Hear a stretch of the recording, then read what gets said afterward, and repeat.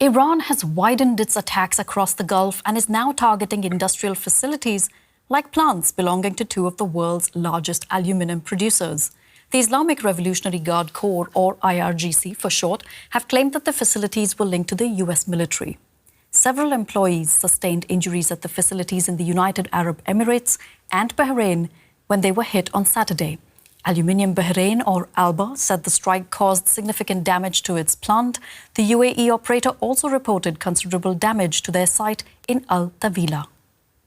The strikes came just hours after the IRGC promised to retaliate for attacks on Iran's factories. They've accused Israel of being behind them in coordination with the US. Let's discuss this further with Justin Dargin. He is a senior non-resident fellow at the Middle East Council on Global Affairs. Justin, welcome to DW. Two aluminium production sites targeted in the Gulf. Why? How important is the aluminium industry in this region?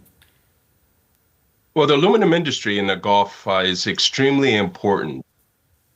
We could consider the industry to be the crown jewel of the Gulf macroeconomic diversification. So basically, these facilities, they were basically invested in over the past few decades or so. And this is how the Gulf views itself as being able to wean itself from the oil economy. So basically how the Gulf will be able to survive economically in a post-oil world. So what we see is that initially, Iran had been targeting much of the energy infrastructure of the region. Of course, we see ports that were hit, pipelines, and also we saw Ras Laffan, the world's largest integrated LNG production facility. But now we see that Iran is moving to, let's say, the more downstream elements of the energy sector. And this is extremely important because what Iran is showing is that, okay, if you are going to target our downstream industries, such as still facilities in Khuzestan and then also Mubaraka, then we will target your facilities or the facilities that you have and also the countries that host elements of the U.S. military. So Iran sees that as being a type of what you could call part of the escalatory ladder. I mean, so Iran views that as being proportionate, and Iran also views that as being acceptable according to the laws of war. I mean, that's from its perspective. So Iran is just basically trying to assert its deterrence and saying that if you attack our industrial base, then the industrial base of the region will be attacked in kind. And the region is target rich. I mean, you have so many different concentrated facilities that deal with the upstream industry in terms of oil and gas, and then also manufacturing, and then various other industries as well. So this is quite a notable escalation we see right now. Could you walk us through who the major players are, the major aluminium players in the region? Yeah, so of course we have the UAE, and we also have Bahrain and Qatar as well. I mean, so these are the big three, so to speak. But the UAE, for instance, produces about 2.5 million tons of aluminum, let's say, per year, 2025.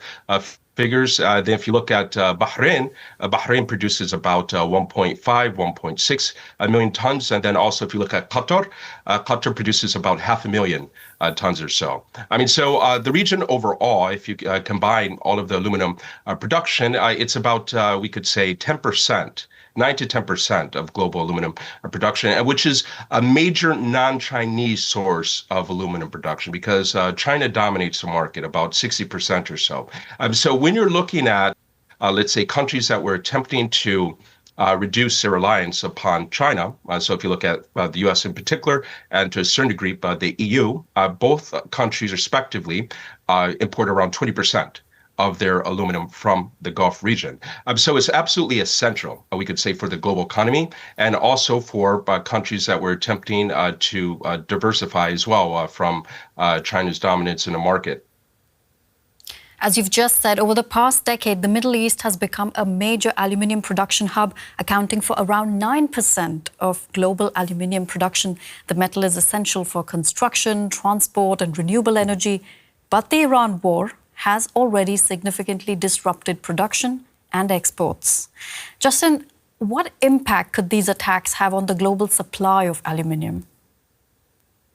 Oh, well, I mean, we're already starting to see how the global price of aluminum has been escalating. I mean, so aluminum is essential for nearly everything that we can think of. Even myself, my glasses have a very high component of aluminum. So what we will see is that this will ripple through the entire global economy. I mean, so on one hand, you see the direct strikes at, of course, the oil and gas sector in the region. So we've seen supply coming offline, and then also, of course, shipping. I mean, so there has been an enormous amount of oil and gas that hasn't been able to transit the strait, perhaps about 10 million barrels per day if we consider the bypass capacity in the UAE and also Saudi Arabia. So we're seeing mutually reinforcing impacts that will ripple through the global economy. On one hand, the inputs that are necessary in order to be able to produce the commodities that we need daily, and then also the transport for these commodities, and then as well, the commodities themselves. So it's just going to have a very dynamic effect, and it's going to put inflationary pressure throughout the entire global economy. And this is one thing actually we need to consider. Iran is not just focusing on military targets and, of course, looking at the oil and gas sector, but it's also exporting inflation. So that's one thing that we really have to understand about Iranian strategic thinking is that they want to export inflation throughout the global economy, and in particular to harm the interests of the countries that are participating, of course, in the conflict, and then also to put pressure on countries that they believe will be able to influence the U.S. and Israel to implement some type of ceasefire. So, Justin, your glasses have aluminium. Remind us, where else do we use aluminium in our daily lives? Basically everywhere. For instance, one of the most common goods, of course, are beverage containers, for instance, for our soda and what have you. And then also, if you look in the kitchen, pots and pans. If you look outside of your home or apartment, look at the roofs, for instance. You can also see the aluminum siding. If you look at even cars, automobiles, they have a very significant proportion of their components are manufactured by aluminum or utilizing aluminum. In addition, you can see that aluminum is utilized in a defensive industry, so armament manufacturing as well. So missiles, drones, satellites, and what have you. I mean, so aluminum, you can say, touches nearly every single facet of modern life. And aluminium is important for the renewable sector, is that right? Essential, absolutely essential for the How? Could you talk about that a little bit? renewable energy sector. Aluminum is sure, absolutely. So, I mean, aluminum is necessary for the solar industry. So, for instance, if you look at photovoltaic material panels, so aluminum is quite a significant part. It's one of the most critical parts, actually, if you look at the manufacture of PV panels. And then also, if you look at, for instance, the wind energy industry, so turbines, blades, so on, quite essential. And then, and there are also other components of the renewable energy sector where aluminum is necessary in order to produce. So if we zoom out and look at the big picture, one consequence of this war is that many countries are going to be pursuing much more aggressively their investments in decarbonization, of course. So renewable energy overall, also energy efficiency, let's say programs. But what we see is that with the fact that aluminum is needed for so much of the renewable energy sector, this is going to raise costs as well. So the very tool that countries are going to be pursuing in order to reduce their reliance on having a future event such as this, that we're going to see costs skyrocketing as well. Mm-hmm. Now, the IRGC claims these aluminium plants were linked to the U.S. military. How legitimate is this claim? And could you help us understand how they could be of use to the U.S. military? Well, I mean, the claim is that they are dual use facilities. Now, what does dual use mean? I mean, dual use means that there's a civilian and a military dimension to that, whatever particular good you're talking about. But I mean, it's dual use to the degree that you can just use it for military and you can also use it for civilian, let's say, civilian manufacturers. So I'll give you an example. Rubber can be considered to be dual use because rubber makes tires that, let's say, jet fighters need, and also Humvees and what have you, but then also for civilian goods.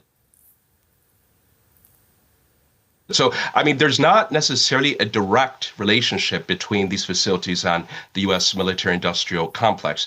Now, that being said, there is, I mean, the U.S. military-industrial complex does use aluminum, which is basically sourced from the open market. And as I indicated earlier, about 20% of U.S. imports come from the Gulf region. I mean, if we want to stretch the analysis, then yes, you could say that aluminum, which is produced and exported from the Gulf region, does in certain ways end up in U.S. armaments production, but there is no direct linkage. And then, in addition to that, I mean, there haven't appeared to be any type of covert or classified security linkages, direct security linkages between the U.S., Israel, and then these aluminum facilities. So they're basically broadening what any type of what any acceptable or rational definition of what dual use means. Thank you so much for all of your insights, Justin Dargan of the Middle East Council on Global Affairs.